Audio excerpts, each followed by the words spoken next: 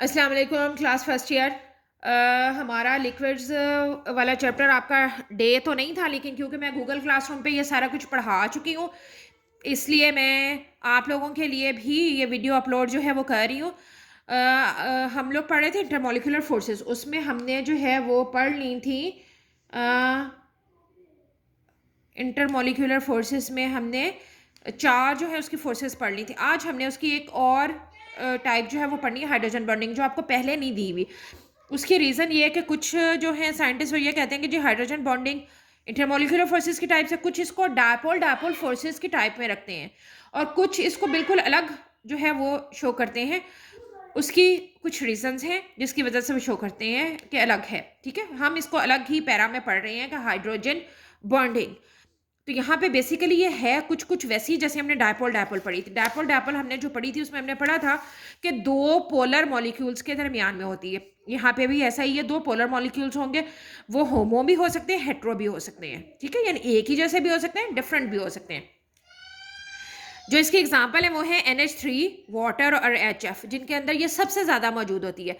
इसमें अब ज़रूरी चीज़ क्या है, वही पोल्स ही हैं, लेकिन एक जो पॉजिटिव एंड है वो हर हाल में हाइड्रोजन होगा, दूसरा कोई भी इलेक्ट्रोनेगेटिव हो सकता है। जैसे इस केस में आप देख रहे हैं ये हाइड्रोजन है, तो यहाँ इलेक्ट्रोनेगेटिव एटम कौन सा है, नाइट्रोजन। ये हाइड्रोजन है तो इलेक्ट्रोनेगेटिव एटम कौन सा है, ऑक्सीजन। ये हाइड्रोजन है तो इसके साथ इलेक्ट्रोनेगेटिव एटम कौन सा है, फ्लोरीन। ठीक है, यानी हाइड्रोजन एक एंड पॉजिटिव एंड जो है वो सेम ही है सबके अंदर।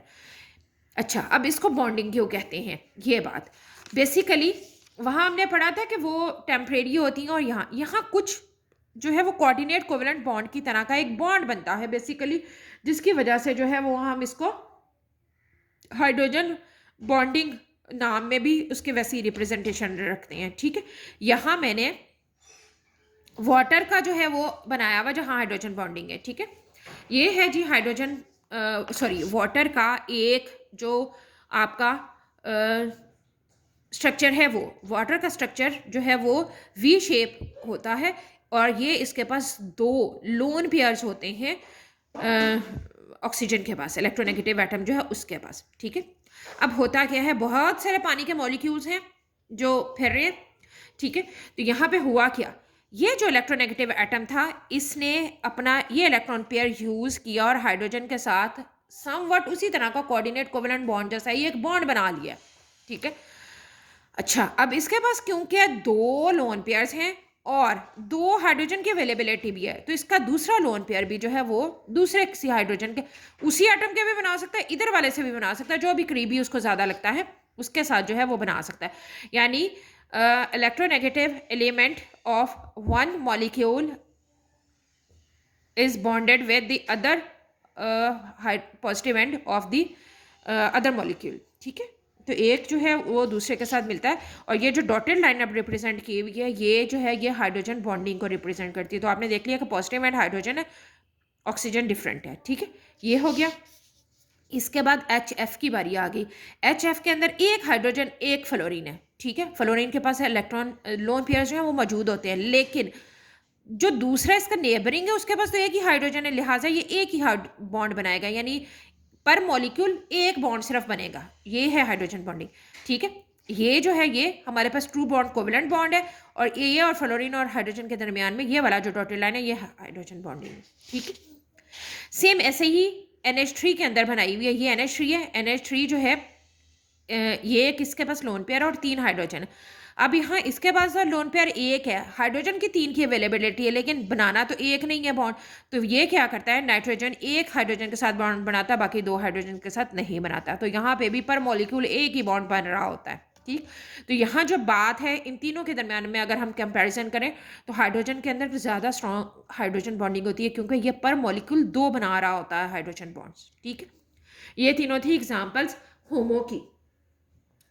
मतलब होमो मॉलिक्यूल्स जो हैं उनके एक जैसे मॉलिक्यूल्स हैं उनके दरमियान में। ठीक है, अब हम बात करते हैं हेट्रो की, और इसी को आप सॉल्युबिलिटी में भी रख सकते हैं कि सॉल्युबिलिटी भी इसी बेस पे ही होती है। ये है जी क्लोरोफॉर्म, Cl कार्बन के साथ तीन लगे हुए हैं और एक हाइड्रोजन लगा हुआ। ये है एसीटोन। ठीक है, C डबल बॉन्ड O और इसके साथ CH3 ग्रुप लगा हुआ। अब क्या है, ये है इलेक्ट्रोनेगेटिव एटम, ये है इलेक्ट्रोपॉजिटिव हाइड्रोजन एटम, ठीक है। तो ये अपना लोन पेयर इस्तेमाल करता है और इसके साथ हाइड्रोजन बॉन्ड जो है बना लेता है, लिहाजा क्लोरोफॉर्म जो है वो एसीटोन के अंदर डिसॉल्व हो जाएगा, ठीक है। ये हेट्रो की एग्जांपल आ गई, यानी ये मॉलिक्यूल इस मॉलिक्यूल से डिफरेंट है। तो जितना आप एसीटोन के अंदर क्लोरोफॉर्म डालेंगे वैसे ही करता जाएगा कि हर मॉलिक्यूल जो है वो दूसरे के साथ जो है वो हाइड्रोजन बॉन्डिंग बनाता जाएगा और उसके अंदर जो है वो डिसॉल्व होता जाएगा, ठीक। ये तो थी हाइड्रोजन बॉन्डिंग। अब जो है आपकी बुक के अंदर भी सेम ऐसे ही लिखा हुआ, बुक में से आपने एक दफ़ा पढ़ लेना है इसको, ठीक है, कि हाइड्रोजन बॉन्डिंग जो है वो होती कैसे है, ठीक। तीनों में ही वाटर, HF और NH3 के दरमियान में एक्सप्लेन की हुई है। क्वेश्चन इसके बारे में कोई सब्जेक्टिव नहीं आता कि आपने पूरे का पूरा एक्सप्लेन करना है या कुछ भी ऐसे, ठीक। लेकिन अगर आए तो आपने एक्सप्लेन क्या करना है। सबसे पहले दी हुई है वाटर के अंदर बड़ी तफसील के साथ दी हुई है, इनकी ज़रा कम तफसील दी हुई है। तो आपकी मर्ज़ी आप वाटर की ही एग्जांपल दे लें, आपकी मर्ज़ी आप HF की दे लें, आपकी मर्ज़ी है आप NH3 की दे लें, ठीक है। जिसकी भी आप एग्जांपल देना चाहें, it is up to you. सबसे पहले आपने हाइड्रोजन बॉन्डिंग को एक्सप्लेन करना है, ठीक है। मैं आपकी बुक में से जो है वो आपको बता देती हूँ। To understand hydrogen bonding, let us consider the molecule of water. Oxygen is more electronegative element as compared to hydrogen, so water is a polar molecule, ठीक है। जो मैंने आपको बताया कि पोलर मॉलिक्यूल के अंदर होंगी। Hence, there will be dipole-dipole interactions between partially positive charge hydrogen atoms and partially negative charge oxygen atoms. तो हम जो एक्सपेक्ट कर रहे हैं पोलर मॉलिक्यूल्स के अंदर वो यही थी ना कि डायपोल डायपोल फोर्सेज होंगी, कि इस हाइड्रोजन की और इस ऑक्सीजन की होंगी। Actually hydrogen bonding is something more than simple dipole dipole interaction. क्यों उनसे डिफरेंट है? फर्स्ट, पहली रीजन उसकी है oxygen atom has 2 lone pairs, ये जो बनाए हुए हैं 2 लोन पेयर होते हैं ऑक्सीजन के पास। Secondly, hydrogen has sufficient partial positive charge, both the hydrogen atoms of water molecule create strong electrical field due to their small size. The oxygen atom of the other molecule links to form a coordinate covalent bond with hydrogen bonding with hydrogen using one of its lone pair of the electron, ठीक है। तो basically ये उसके साथ bonding का लफ्ज नहीं पढ़ते हम डायपोल डायपोल के साथ, उसके साथ हम फोर्सेज ही पढ़ते हैं, फोर्सेज ऑफ अट्रैक्शन ही है। यहाँ हमने जो हाइड्रोजन बॉन्डिंग का लफ्ज इसीलिए पढ़ा है कि बेसिकली इसका ये लोन पेयर इस्तेमाल होता है बहुत ज़्यादा इलेक्ट्रोनेगेटिविटी डिफरेंस होने की वजह से, और वो कोऑर्डिनेट कोवेलेंट बॉन्ड की तरह का एक बॉन्ड बनाता है, लिहाजा इसका नाम भी हाइड्रोजन बॉन्डिंग है, ठीक है। आगे इन्हीं को एक्सप्लेन किया हुआ जो मैंने आपको बता दिया। आप जिसको भी एक्सप्लेन करेंगे उसके बारे में आपको पूरा नॉलेज हो कि कैसा बॉन्ड बनता है, कैसा स्ट्रक्चर है और सारा कुछ ही, ठीक है। ये हो गई हाइड्रोजन बॉन्डिंग। इसके बाद जो चीज़ है वो है इसकी प्रॉपर्टीज़ या एप्लीकेशन, ठीक है। अच्छा जी, जो सबसे पहली है वो है थर्मोडायनेमिक प्रॉपर्टीज़। थर्मोडायनेमिक प्रॉपर्टीज़ जो है वो बेसिकली क्या होती हैं, जैसे हीट ऑफ वेपराइजेशन है, हीट मेल्टिंग पॉइंट है, बॉइलिंग पॉइंट है, ये वो सारा कुछ है। अब जैसे हमने पढ़ा कि हाइड्रोजन बॉन्डिंग के लिए क्या चीज़ होना ज़रूरी है, इलेक्ट्रोनेगेटिव एटम होना ज़रूरी है एक। तो ये स्टार्ट कहाँ से होगी, जो हमने कंपेयर करनी है चौथे ग्रुप से। पीरियोडिक टेबल का आपका चौथा ग्रुप है, चौथा, पांचवा, छठा, सातवां, ये उनके हाइड्राइड्स बना दिए मैंने, ठीक है। कार्बन का हाइड्राइड CH4 बन गया, नाइट्रोजन का NH3 बन गया, ऑक्सीजन का H2O बन गया, और सेवंथ वन फ्लोरीन का जो है HF बन गया, ठीक है। अब हमने देखना ये है कि इनके दरमियान में किस किस्म की जो है वो होगी हाइड्रोजन बॉन्डिंग के इफ़ेक्ट जो हैं वो क्या होंगे। इसकी वजह से जो हाइड्राइड्स हैं इनकी फिजिकल प्रॉपर्टीज़ चेंज हो जाती हैं। हम इनमें से सिर्फ एक प्रॉपर्टी जो है फ़िलहाल बॉइलिंग पॉइंट जो है उसको देख लेते हैं। तो अगर हम इसका ना ग्राफ बनाते हैं तो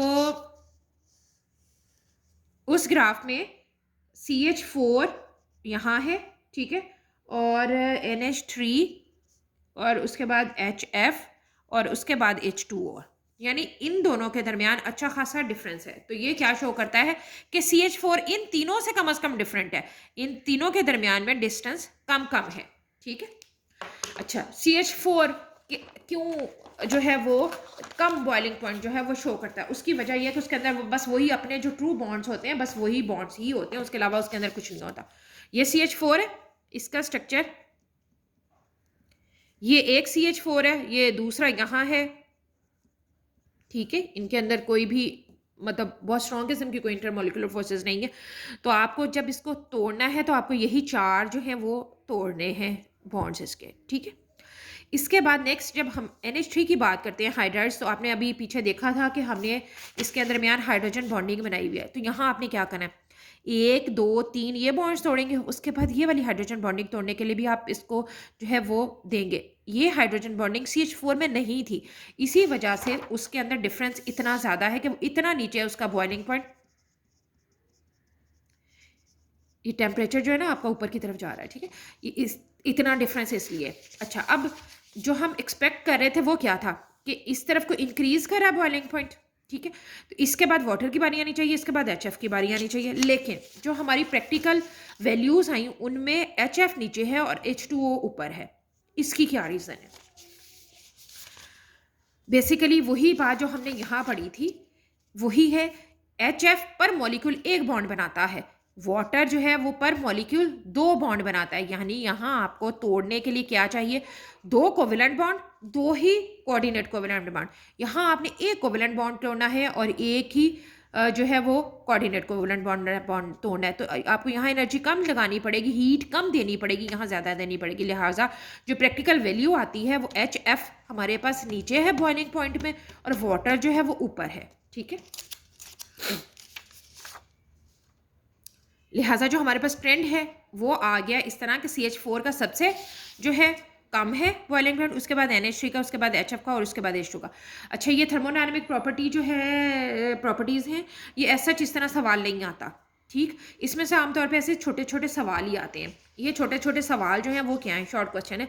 Y CH4 has low boiling point as compare to those of group 5th है, 6th एंड 7th है, यानी इन तीनों के मुकाबले में CH4। तो इसमें बेसिकली यही बात लिखनी है। पेज नंबर 86 है, उसके ऊपर जो है वो शुरू वाला जो पैराग्राफ जहाँ से शुरू हो रहा है, boiling point as compare to those of वो फला फला फला और एज लीस्ट इलेक्ट्रोनेगेटिव, कि ये सबसे ज़्यादा कम, इस पूरे ग्रुप में कम, सबसे कम जो है इलेक्ट्रोनेगेटिव है, लिहाजा इसका मेल्टिंग पॉइंट भी कम होता है और इसके अंदर जो है वो पोलराइजेबिलिटी भी सबसे कम जो है वो होती है। इसके अंदर ना सबसे कम जो लंदन डिस्पर्शन फोर्सेस है वो होती हैं जो सबसे ही वीक होती हैं, लिहाजा इसका बॉइलिंग पॉइंट सबसे कम है, ठीक है।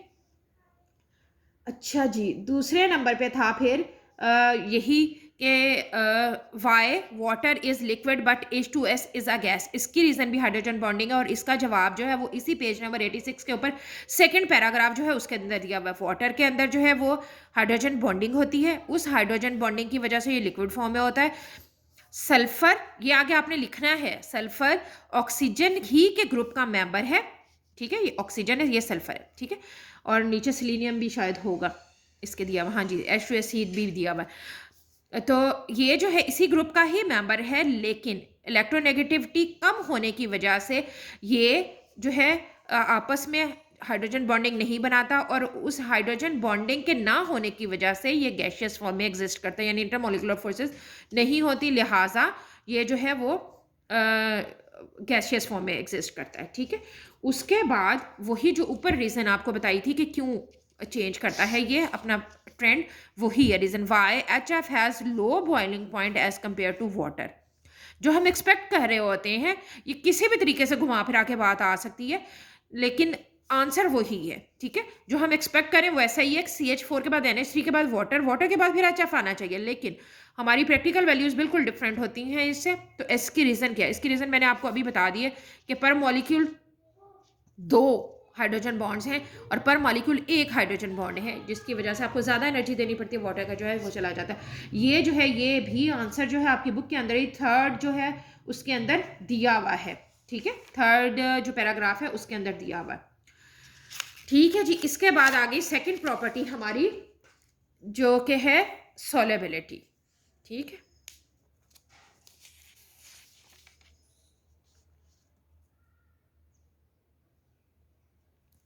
अच्छा, ये मैं ना सेकंड वीडियो बना के ना उसमें सॉल्युबिलिटी डालते हैं और लंबी हो जाएगी तो फिर अपलोड नहीं होगी।